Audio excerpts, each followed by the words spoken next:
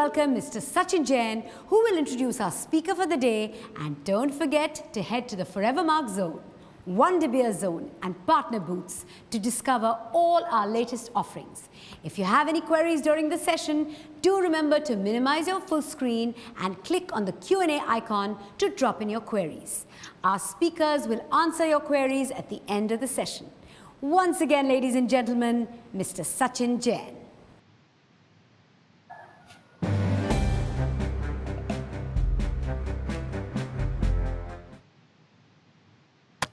Distinguished guests, friends, ladies and gentlemen, a warm welcome to all of you at our first virtual forum. As we saw in the morning, what we unveiled was the power of technology, the true impetus of what technology can bring in and how it can push us to new creations and new boundaries. I'll again like to share with you, the massive response we've gotten today. We've had over 7,500 people on the platform. We've had people from over 40 countries, and most interestingly, people from over 430 cities from India. And that's the power of what technology enables us to do. And this session is really a breakout session that we have with one of the most important leaders that we have within the De Beers group, and somebody who does not need any introduction. That's Mr. Paul Rowley, who's the Executive Vice President of the De Beers Global Site Hotel Sales. Paul is somebody who's really, has been an inspiration for all of us. For someone like me, he's given me the true meaning of what collaboration means. And through my loads of years of interaction with Paul, I've realized, his constant belief of what we can do together as an industry, not just in different parts of the business. His constant belief on India and the importance of India within the business is something that we really carry on, has only strengthened. And personally, Paul has ran the marathon in 2018 for a very important cause in London. And that's something to get really inspired of. And he also is somebody who's really sort of strengthened our belief on what we wear on our chest is the cause for he for she, the partnership that we have as De Beers of United Nations. And that's really a very important step of bringing in gender equality within our industry, and such an important aspect of what we have to do to envisage a future where all of us are in it. So it is, without any much further ado, I'd love to invite Paul on the stage to give us his views on what we think are projections on the rough side of the business or what the future holds for our business. Mr. Paul Rowley. Ladies and gentlemen, colleagues, friends, let me add my very own warm welcome to this, the 9th Annual Forevermark Forum. I'd usually open by saying how great it is to be back in India and to see you all in person. But sadly, that's not possible on this occasion. But that doesn't mean I'm not delighted to virtually see so many of you in the attendance.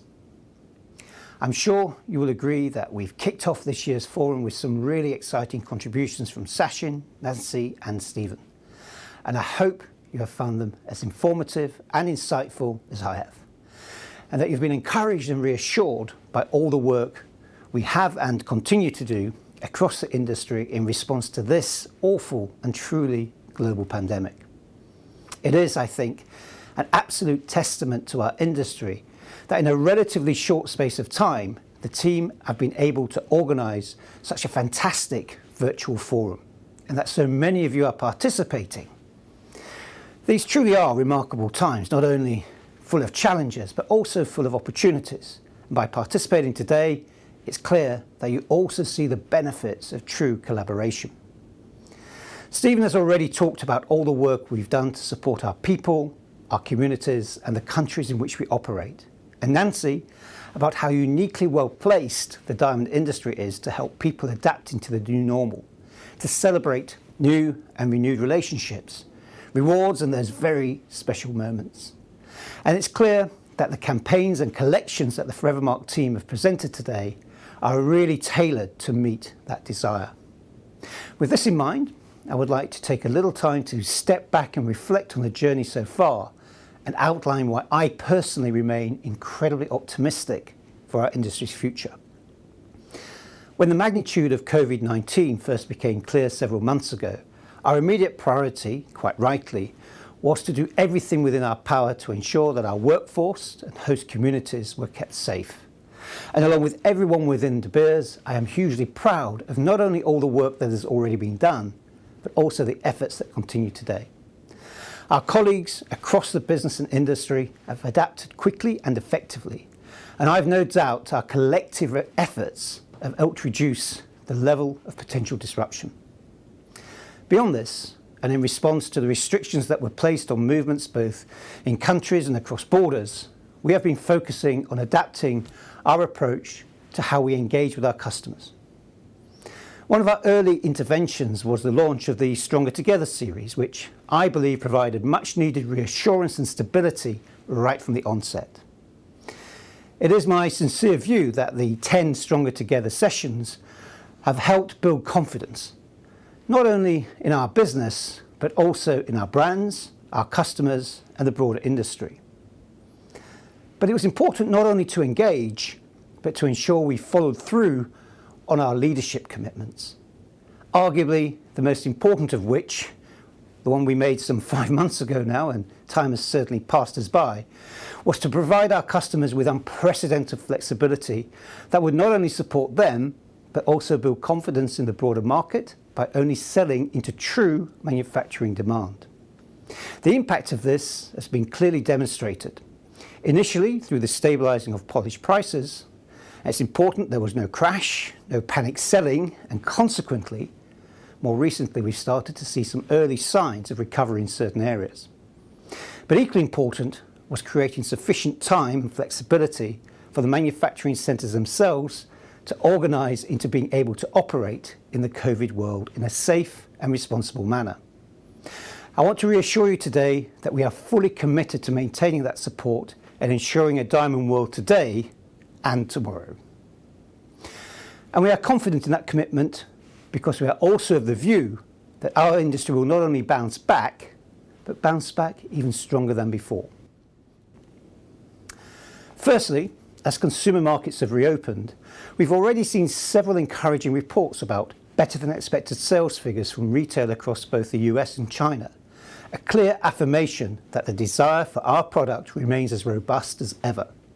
And with the corresponding reductions in downstream and subsequent midstream stocks, we are now seeing the first real signs of tangible pull for rough. As I mentioned at the recent Stronger Together series, the recovery train is in the station, and it's important that we are all aboard if we are to arrive at our chosen destination. However, let's be careful not to get ahead of ourselves. Whilst there are some encouraging signs, there are also continuing challenges. With events in India continuing to evolve, manufacturing activity remains stop-start, and we will have to adapt to this new normal. All this will take patience and resilience. And along with many of the world's commentators, we are not expecting this recovery to be a V-shaped recovery. There'll be no massive immediate bounce back, but we do expect it to be sustained and sustainable, but only if we remain focused. This is no time for complacency. We will need to continue to innovate and explore technological responses to these challenges, very much like we are here today in this virtual Forevermark Forum. So colleagues, I would like to conclude by again remarking on how far as an industry we have come over the last few months. I don't think how we have stood together during this time should be taken for granted or underestimated. It has not been only hugely impressive, but it has saved us from facing a potentially existential crisis. As I mentioned a moment ago, the train of recovery is very much now fueled and preparing for departure. And whilst the journey ahead will undoubtedly be hard, together we will achieve a sustainable recovery. The future shines bright, just like every Forevermark diamond. Once again, thank you for your time. Please enjoy the next 2 days, and the best of luck to everyone. Thank you. We will now begin the Q&A session with the speakers. Minimize the full screen and drop in your questions by clicking on the Q&A icon, and our speakers will address them.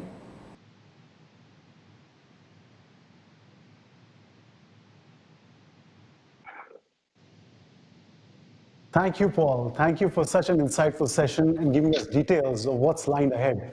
And this is really the time when everybody wants to talk more, get some more clarity into the business. And Paul, I'm really happy that when we approached you a couple of months back, you, Stephen, Nancy, and we took in guidance that whether we should not do a forum or do a forum, all of us guided us that this is perhaps the most important time to get everybody together, look at the future, which is ambiguous, but has a light at the end of the tunnel, and we can do more. So thanks for enlightening us from that area. And while, of course, lots of questions are coming in, Paul, and the dear guests, I'll encourage all of you to pose as many questions. There's a question and answer bar on your right, and we'll try to ask Paul as much interaction questions right now. If we are not able to, we'll ensure that rightly an email comes back to you with your appropriate answer.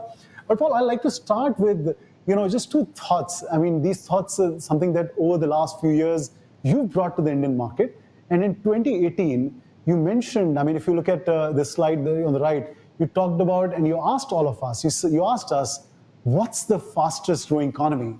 And at that time, from the audience, we said, whether it's Africa, whether it's India, is it China? But you had a very interesting, different response. And I'd love for you to maybe reiterate that aspect, and that'll be of great value to our entire audience and the entire trade. So, Paul, over to you. Well, first of all, Sachin, let me again congratulate you. I think it's been a fabulous forum, fabulous start. Truly is a virtual experience. I was watching that clip there, and I think we'd even managed to virtually create the humidity of India in the monsoon season to make it just that little bit more realistic. And I was certainly feeling the heat when I did that video. But certainly, look, I mean, when we talk economies, I think the question at the time I posed was, which is the most growing economy? And of course, people tend to think, is it the Chinas, the Indias, the US? Is it going to be, what is it? But actually, as I said, it's all about women. And, that's a real dynamic for the future. And what's so encouraging for us is that obviously our product is purchased really, if not by, for 98% of our products are so going to women. And it's such a great opportunity that we have. And let's not forget, not just buying, but that self-purchase, that ability in that growing economy that says ultimately there is more disposable income, the desire remains there, and we've got to make sure that we tap into that. And my comment at the time, and you've just reminded me, I didn't realize it was a couple of years ago now at the IIGS, but was really around driving that. And of course, you've seen our real commitment and to EFRSHI. We believe tremendously in gender diversity, and I think we're seeing the benefits of that. Not just in the way we operate, but also in the fact that we get such better decisions, such richer outputs coming out of that real sort of inclusion and diversity within our business. Great. And I think, Paul, you're so right. This whole inclusion and diversity, I think it's so relevant for our business because, as you said, that over 98% of our consumers of our product is consumed by women. But when we walk into the production centers, the times of trading centers, it's a very different story. So I think we all collectively have to, unveil or walk that path and bring this diversity alive into our business. So thanks for enlightening us there. And the second one, Paul, that always stayed with me, and something that I use your words in every time I'm talking to a friend from media. You showed us a mine picture last year at the BES, and you asked all of us, what do we really see? It was a picture of the Jonang mine. Your question was, what do you really see? And I love, Paul, to let you answer what you told us, because it stayed with me. It's something so special. And when we say diamonds do good, it's something resonates with me. So I thought I'm going to start our session with both of these. Over to you, Paul. Thanks, Sachin. You've got a good memory, and you're certainly picking up on things that are quite passionate to myself. Actually, they mean a lot to me personally, so I appreciate that. But notice when we look at that picture, and it's an important question because there are many different answers, of course. And I think at the time we had our chairman of De Beers and CEO of Anglo American, Mark, in the room, and Mark Califani. And as I said, when Mark looks at this, he doesn't just see a big hole, which many people would see. He actually sees a feat of fabulous engineering. It's an incredibly safe and well-structured pit, effectively, mining pit that has been taking tremendous skill in order to extract the ground, to which we then extract diamonds, of course. And that would be his view. And then to others, as I said, it's a hole in the ground. Some may say it's even got some, what's it done? What's the impact on the environment? And I can say that the impact on the environment actually has been tremendous in creating sustainability and for Botswana a truly different life, an economy that at the start of independence, as it came out in the mid-60s, was very much around the fact that this economy was one of the poorest in the world. And yet, through diamonds, through that hole and what's come out of it, and along with Harappa and others, of course, has really been able to build its entire economy. It's gone from no tarmac roads to well over 4,000 kilometers, from one or two school teachers to free education with 70% of the population fully literate. It's an incredible achievement. To Botswana, actually, when they look back at that hole, that they see is a new life, a true life, and a difference that it's made to them and their economy and their future, and to really give them something to hold on to and believe. And I think that's what we have to understand. It's an incredible story, and as each diamond moves along that supply chain, it touches someone in a different way, whether it's finding the diamond in the first place, whether it's going through the sorting houses that I sit in so often within diamond trading, and we're looking at what the value is, trying to unlock its excitement, its sparkle, its potential, which you see as a Forevermark diamond in some cases, and then the full manufacturing, etc. As it touches each person on the pipeline, it's releasing incredible brilliance and value, and it changes people's lives. It simply does that, and that value is reinvested in countries like Botswana, where we're seeing tremendous benefits for an entire nation, actually. So I think it's a great story, and every diamond is unique. It's a great story. Totally, Paul. I think so inspiring. And all our guests who are watching Paul just now, I would urge, that, at times you sort of miss out, what we bring on the table. And right now, at your stores, someone is experiencing a most memorable occasion, but it is our responsibility to bring in this life story, what diamonds do good. It's not just something that's been plugged out from somewhere. Through the journey, so much good has happened. And I think we need to be ambassadors to that good of the journey. Paul, there are a lot of questions that we're getting, around the future. Just before we move on, Sorry, Paul. Can I interrupt? I think I've told that story there. I think around where the diamonds obviously are found and formed, and those stories are so important. And when I'm in India, I often say that we don't tell the stories enough. I mean, you've heard me say that on many stages there, because I think there are fabulous stories within India, within manufacturing communities that have really grown and prospered. If I look at Surat as a city, and I look at how that has developed just while I've been visiting India, and it's those kind of things that I think we need to really celebrate, because we don't always do that. We don't always tell that story in the right way, and I think it's important to do so. So I'd encourage all of us. It goes beyond that. I look at the CSR project. I look what's happened in this period of time of COVID, and how the industry has stepped up and really lived up to diamonds, and really produced great CSR events of providing meals, safety for staff, being able to interact and work in a much safer environment. All of these things, I think, are a great example of how this industry really does pull together and can stand to the mark and make a difference. Let's tell those stories well. Absolutely, Paul. And I think you're so right. And consumers, today in the post-COVID era, consumers are looking at it, even more. So I think it's our responsibility to talk all these stories.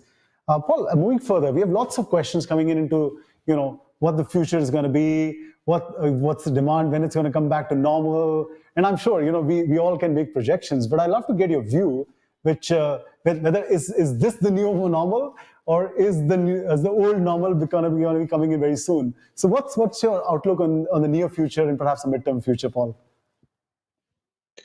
Well, unfortunately, I don't have a crystal ball. It'd be great if I did, perhaps, and could also truly benefit from that foresight. But I think, we talk about unprecedented times, and we often use that, I think, far too easily. But when I think of COVID, we truly are facing an unprecedented period in our lifetimes across the globe. It truly is as I said in the earlier talk about the fact that it's truly a world pandemic, and it's impacted everyone across and across the entire diamond value chain, from mines all the way through to obviously to consumers.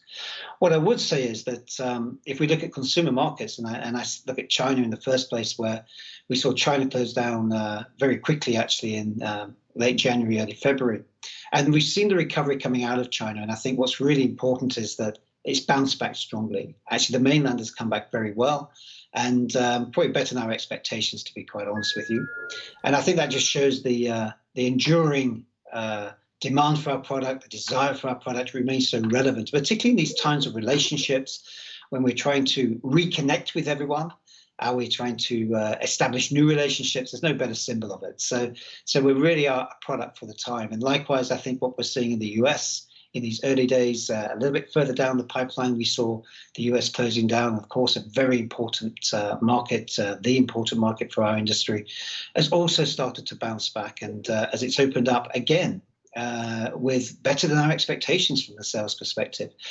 Even more recently, the data coming out in the last poll around July showing another positive year-on-year comparison in sales generally, but also with our own product and industry. So I think encouraging times. Now, as I said at the end of that speech, that's not to say that there aren't times of uncertainty. We shouldn't get ahead of ourselves.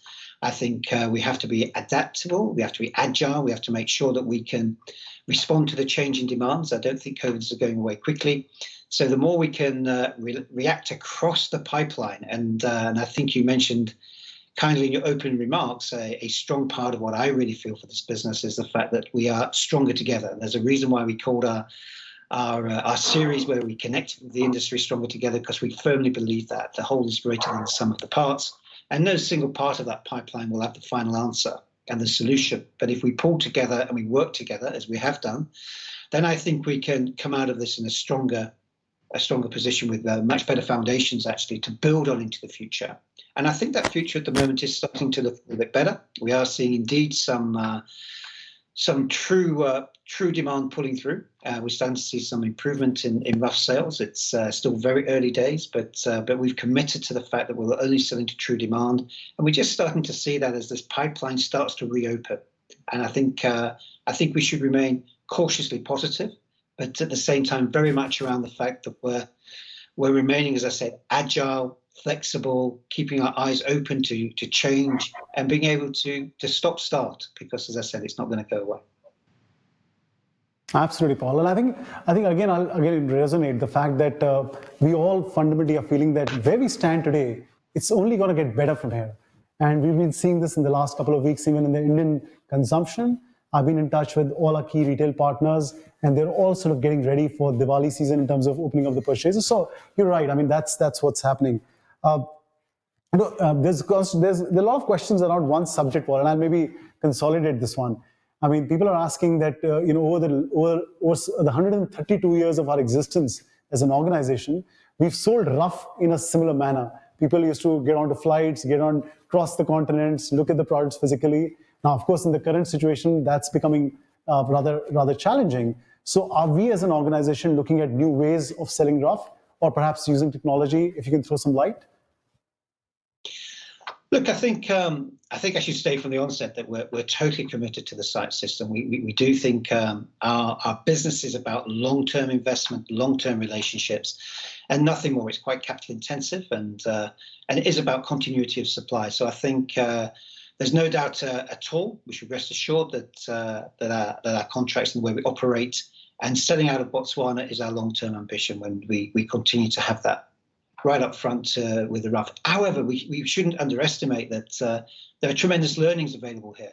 And we've had to be ourselves agile. We've had to create tremendous flexibility in order to create that opportunity that you're talking about in that demand pool, was to ensure that we gave our clients that flexibility to defer products, to look at products in different locations. And we work closely with our partners in Botswana to enable us to show diamonds in other centres. That's been specifically into Antwerp, Dubai.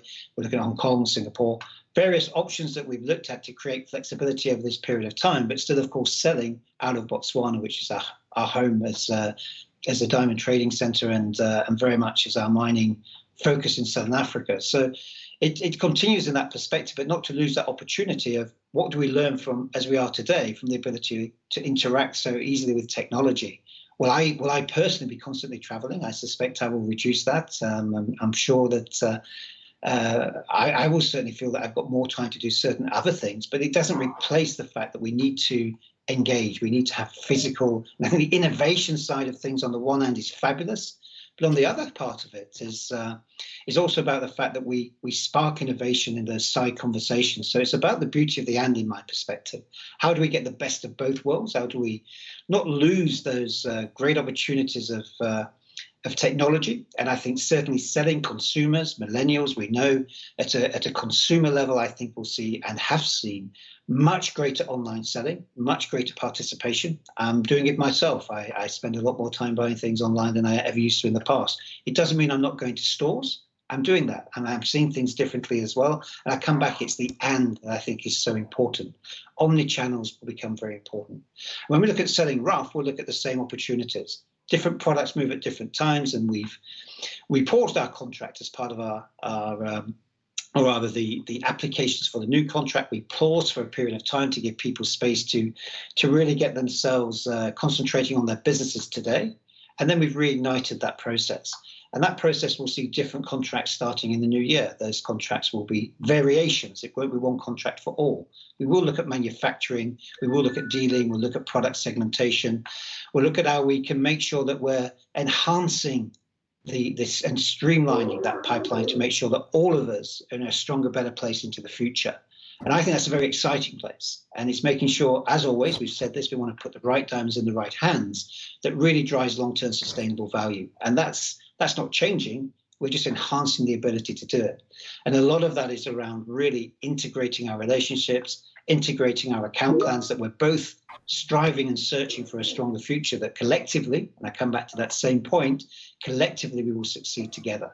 And I think it's an exciting opportunity, but rest assured, it'll be a mixture. We will still be selling our side goods out of Botswana. We've also looked at our auction platforms, and we've got buy platforms which give people different opportunities with technology. Our imaging technology have allowed us to do what we call remote buybacks, remote viewing of products. All of these things I think will continue to evolve, but at the same time, we must remember that we're a relationship business and we want to touch. Just like we want to touch the product, we want to touch each other in a memorable way that symbolizes that passion and love that we have both for our products and our industry. So changing, yes, but in a measured way that adds sustainable value into the future. And I'm sure as we get into the new year, we'll see a lot more of that as we establish those new contracts with our site holders. Brilliant, Paul. I mean, you've summarized, in so many parts of so many exciting things happening in our lives. And actually, I'll just pick on one before we end. I used to think I travel a lot, between my workplace and different travels. But I haven't seen anybody travel like you, Paul. So how are you dealing with not being able to travel? Are you missing it? Are you sort of excited to get back on the plane? I mean, how's that personal side of life been, Paul, for you?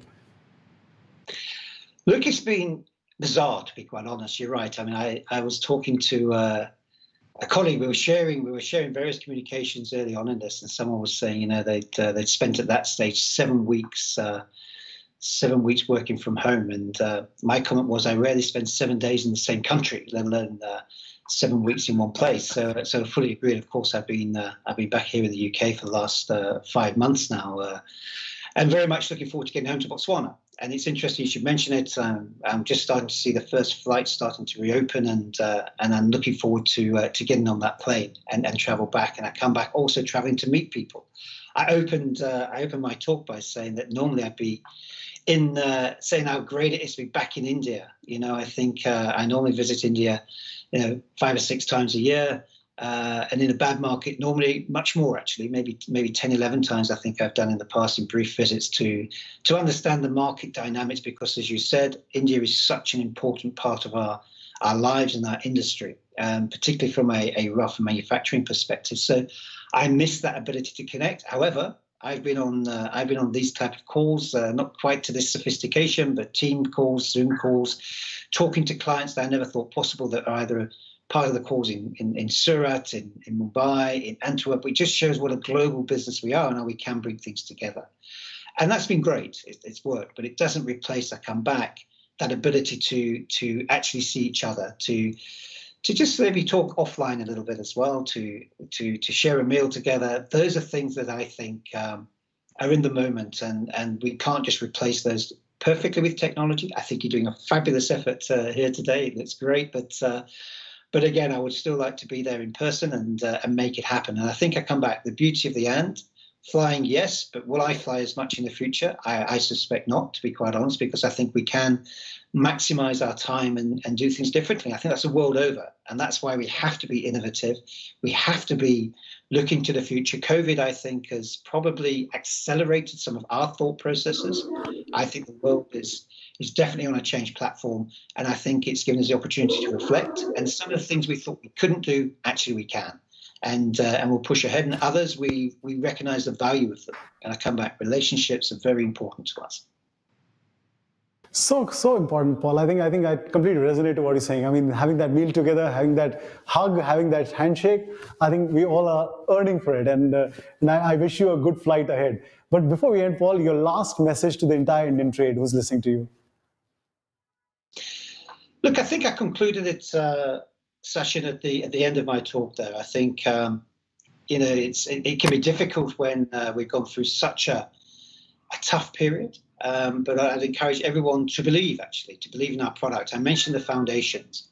I actually think what's happened and the actions we've taken collectively have really allowed the industry to see a good polished pull through. It's enabled stocks to come down, particularly not in stream, but at retail.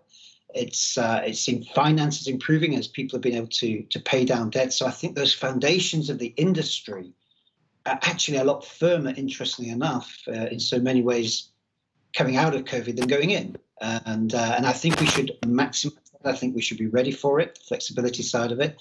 Be prepared. As I said, both the Stronger Together series and in the talk earlier, effectively the train is in the station. I think it's fueled and ready to go for recovery. We know that journey is not going to be easy. I'll reiterate that again, but be sure to be on the train. Because now is a time when we don't want to miss those opportunities. So I think just as you're seeing here, just you're interacting, just as you're making sure that people are able to buy into that demand and take those opportunities, I think measured, controlled, sensible, but that train is leaving. Let's make sure we're on it and let's be positive about what our product can do for the future, because I certainly think, as I said, very optimistic, certainly for the medium long term. And I think the short term, maybe a little bit better than we anticipated after these difficult times. So for myself, thank you very much. Phenomenal, Paul. Thank you so much for all the insights, but I think clearly giving us all a direction and the confidence and really bringing the backing of De Beers. So, I mean, the entire trade is going to be certainly more confident. And again, to all our guests, I would urge that spend the next 2 days with inquisitiveness, experience the platform, experience the technology. All our 22 manufacturer partners have done a great amount of work to make the product ready. Please interact. I know all your meetings are already scheduled with them, but please make the most. And from the bottom of my heart, Paul, big thanks to you to join us on this platform, and wish you well and wish you a good flight. And we all can't wait to see you back in India as soon. Have a good evening. Thank you, Sachin. Well done. Fabulous event, and good luck to everyone. Looking forward to seeing you soon. Thank you so much, Paul. Absolutely. Looking forward, Paul. Thank you. Bye.